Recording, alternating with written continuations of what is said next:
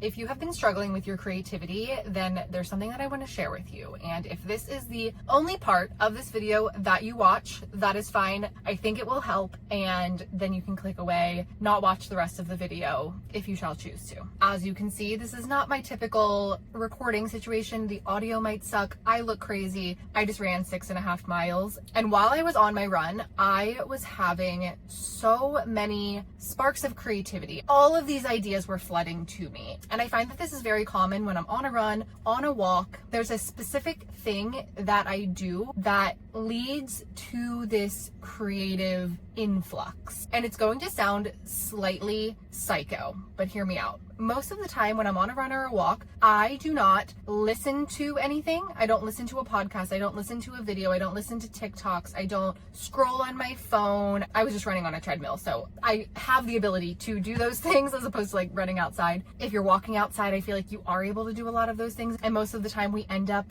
scrolling and doing those types of things. But I think that all of that stimulus clouds creativity. I think the number one reason that so many people say that they're not creative, feel like they're not creative, just are really having a hard time coming up with what feels like original ideas and new ideas is because there is just this constant stimulus of everything that we're consuming around us. We're constantly getting things on our phone. We're like literally attached to our phones. It's easy to just consume. But when you're consuming so many different things, you don't give your mind the space to even be creative. Creativity comes from boredom. I learned that actually from like a toddler parenting book that I was reading because I have now he's not a toddler, now he's 6, so I feel like he's like a little man. But it's good for kids to be bored because it allows them to be creative. And why isn't that the same thought process for adults? I think it should be the same thought process for adults. I think that we need to be bored to become creative and allow our mind to actually think for itself and not just listen to all of the thoughts and ideas and opinions of everybody else, because whether you realize it or not, those thoughts and things that people are sharing online, they are impacting you to some regard. And so this was just really heavy on my mind. I just felt the need to brain dump this and speak it out of my body because I feel very passionate about it. That's just something that's been working for me really well over the last year or two. It's something that I've been doing, and I challenge you to take yourself, you don't have to run, I know I'm not for everybody, take yourself at least on a creative walk. If it's once a week, if it's for 5 minutes, if it's for, whatever time you have, I challenge you to just disconnect for a second, allow your mind to think for itself. It sounds so simple, but it really, really works. And I hope that it maybe brings some sparks to you as it has for myself.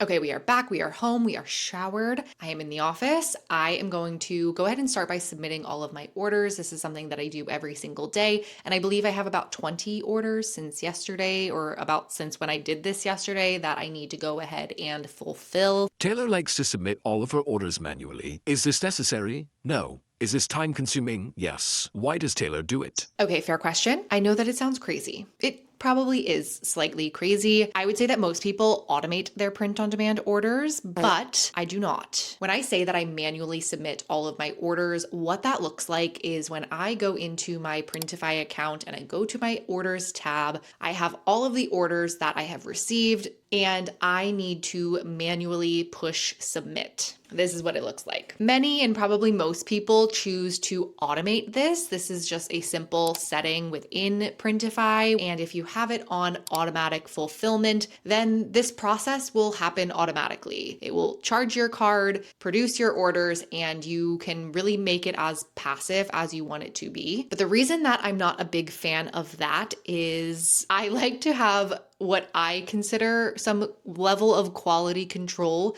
in my process. When you first start getting sales with print on demand, you're not making products, you're not physically having inventory. Because it is so hands-free, it feels really weird when you actually start to get sales. And this is something that I've pretty much done since the beginning, and it gives me some sense of control in the process. Is it time consuming? Yes, slightly. However, one, I do this full time, so I have the time to do it, and two, I like doing it. And if I didn't enjoy doing it, I probably would automate it, but I like this process. It's really simple and it just gives me a little bit of peace of mind. I'm aware of the orders that are coming in, and if for whatever reason there's any type of discrepancy, I am aware and I am active and in both of my shops, seeing everything that there is to know about the orders coming through. So I am going to go ahead and do that, and then I will show you what the rest of my day looks like today.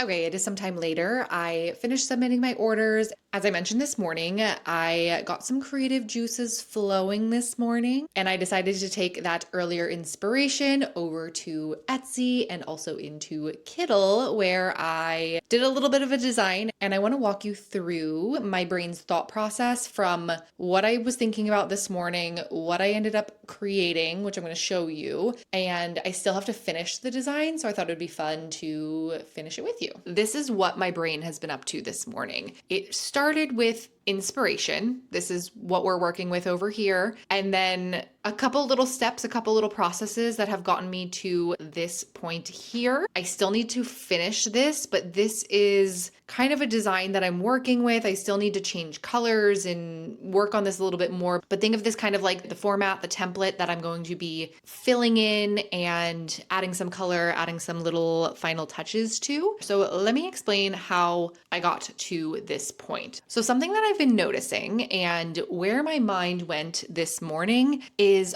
on Etsy. You might have already seen designs like this. You probably have. I've really been seeing a lot of these stamp style designs, and it has been done in tons of different ways. For example, this listing right here, we can see it's in 20 plus carts. This is kind of like in the wildlife botanical niche, and the graphics on the shirt just look like stamps, like postage stamps. This listing is only 4 months old. It has about 43 total sales and a little over $500 in monthly revenue, according to Everbee. So it's a relatively new listing, and it's starting to sell pretty consistently. Here's another example, another listing that's in 20 plus carts. This is another nature themed type of design, but again, just stamp style graphics. And if we analyze this listing, it's 6 months old, has had a total of 335 sales, almost $800 in monthly revenue. Another listing in 6 carts, floral, boho, stamp style. Analyze the listing. It's 4 months old, almost $400 in monthly revenue, 45 total sales. A fall themed one,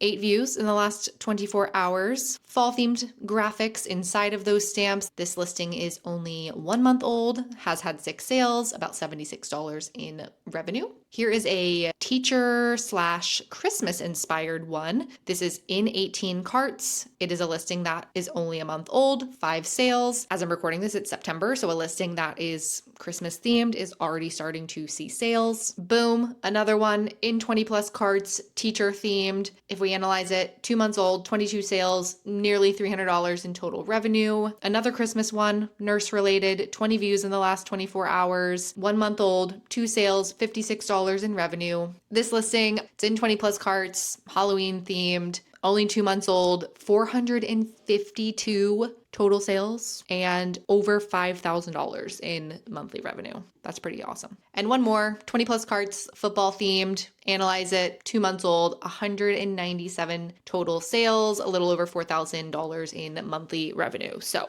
I'm sensing a theme here. When I'm creating designs, it's important to create something that's new and different in the search results, but that doesn't necessarily mean that we need to completely reinvent the wheel every single time. And these listings, I think, are a perfect example of this because they're using this format, this structure of a stamp style graphic, and then they're making modifications to the niche that it is in, to the format slightly. For example, this has more of what I would consider like a watercolor style graphic. It has text along the bottom. This one's a little bit more cartoony with Halloween themed elements. This is, I would say, pretty similar to the Halloween graphic one that we just looked at, but it is a different niche. So it's relating to Christmas and nurses. We also have this teacher one. This is more doodly style, a little bit more bright, fun colors. Another Christmas one, but instead of being related to nurses, this one's related to teachers. And so again, while all of these have those similar elements, they all have their own unique spin on it. I'm pulling up all of these analytics with Everbee. It's one of my favorite research tools. I do have a link for it in the description box below if it's something that you also want to check out. I find it really helpful when I'm trying to validate just how well something's working on Etsy, knowing how old a listing is, what kind of sales that listing is seeing. In instances like this where it's a very new trend, sometimes it can be really difficult to pick up on those types of trends when they are really new without using a research tool. So that's where Everbee comes in really nicely. The worst thing that you could do, please, if you were watching this video and there's one thing that you take away from it, it is this. Please do not simply just mirror what we are seeing here. That is the number one mistake that I see sellers making, and I can even give you a really good example of it. This listing right here, if we scroll down, this one I think has been super guilty of it. Look at all these "you may also like" listings. This is the same. This is basically the same. This is the same. This is the same. This is the same. And this is the same. And yes, you might be thinking, but Taylor, these all have some slight differences. However, they are not different enough. And I used to do this. I used to be guilty of this. And the listings that I did this exactly with never sold and never worked for me. I wish I would have learned it sooner, which is why I'm sharing it with you. But the mistake is to take the niche, take the format, and make a slight tweak, a slight difference. Maybe you change the colors. Maybe you change from the pumpkin or jack-o'-lantern here, you change it to a tree. It is not different enough, unfortunately. And that is a sure way to feel frustrated, not get sales, and just put yourself right in the line of fire of competition surrounding you. So instead, how I got here is I took all of this as inspiration. So when I'm creating a new design, I am a visual girl. So I just took a little screenshot of the listings that I was inspired by in the search results. And then I started brainstorming how I can create this stamp style border. We're going to open up ChatGPT and I'm going to show you literally exactly what I did. I took a screenshot of just this top row, and I am not a master at AI, at prompts or anything like that. But I would say that I'm good at just explaining what I'm looking for. And so that is what I do with chat. So what I did in chat was paste a screenshot of the design style that I'm looking to take inspiration from. And I said, I'm looking to recreate this type of stamp style and would like your help creating a prompt for this type of image. I'm just looking to create the stamp edge border type frame, and then I can fill in the other parts on my own. And then chat gave me this prompt, which I then plugged into my Kittl AI. And I will say, when you're looking at the different types of AI, I think it can be a little overwhelming because there's so many different models to choose from. It gets confusing as to which one to use. For every single thing that I used this for today, I did use Ideogram 3. So I have that toggled on, and then I just pasted in the prompt. When I put in this prompt, this was the result that I got. And I was going to just work with this, but I wanted to explore a little bit more. So then I specifically went a little bit more targeted in the niche that I'm looking to create for. A little bit of a niche insight. The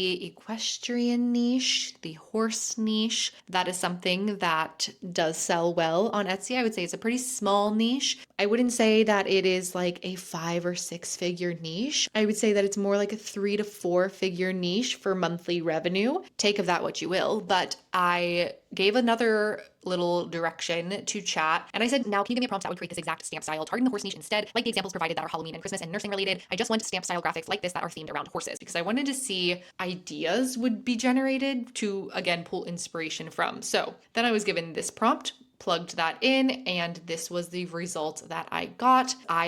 Honestly, I was tempted to use some of these as is because I think they're really cute. This one I think is really cute. The little barn, the horseshoe, all of these honestly were really cute. I like the colors here, so left that up, but I wanted to take it another step further and just make it a little bit more custom. So one more prompt. I said, I think what I'm looking for is a grid that I can then customize the inside and the colors of, but I want them to be mix matched size, like in the examples I originally shared with you, and then I can use that format to create tons of different designs off of that format. Because in my mind, this is a style that clearly is doing really well, and there might be other niches besides this one that I could bring it into. And so I want to show, let me just actually copy and paste this. So if I get rid, so I'm getting rid of all of this just so that you can see. So everything that is inside of these postage stamps, these are things that I've added in. What I got from this last prompt was just this. And I figured this is something that I can repurpose. I can take just this stamp format here and I could apply this to tons of other niches so that I'm able to use this more so as a template. And instead of, again, recreating the wheel every single time, why not just reuse the format here? I think that this is perfect. I liked how it was different sizes. And yeah, so that is what I created. And this is what I have going on so far. All of these elements, all of these graphics, aside from the stamp borders that I used AI to create, all of these graphics, these are all just directly being used inside of Kittl. I love using Kittl for design, which I do have a link for Kittl in the description box below with a discount code, Taylor PODYT. That will save you a little bit of money on a Kittl subscription if it's something that you wanted to try for your own design software.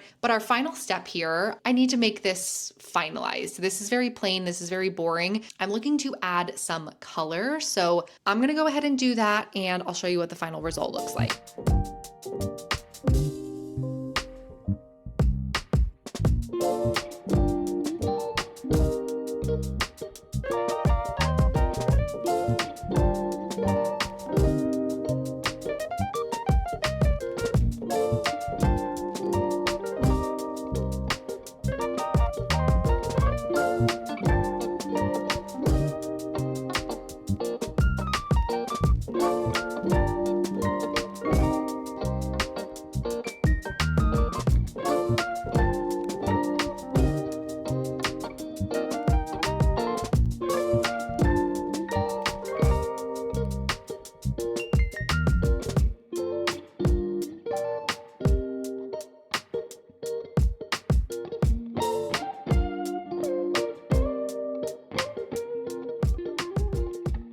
Okay, what do we think of this? I find that what helps me with picking out colors is choosing from a color palette. I know that kind of feels like cheating, but it would take me so much longer to try to think of colors on my own, where I can jump to Pinterest and source some inspiration for color palettes. Kittl also has color palettes. I could browse color palettes here. And this is kind of fun, especially after I've already put colors into it, because then it's going to take effect to the differences in colors that I've already placed in. Let's see if there's any other cute ones. I really do like this one, the candy shop option. That's super cute. This one's also really cute, retro toy. So this is another really good way to get inspiration. This one's cute. Oh, I like this one also. Lots of really good options, but this is what I ended up coming up with. I really liked the colors here. I just took a screenshot, drag and dropped that screenshot in here so that I could use the color dropper tool and add in my own little colors. I did finalize this design by just adding a grunge texture to it.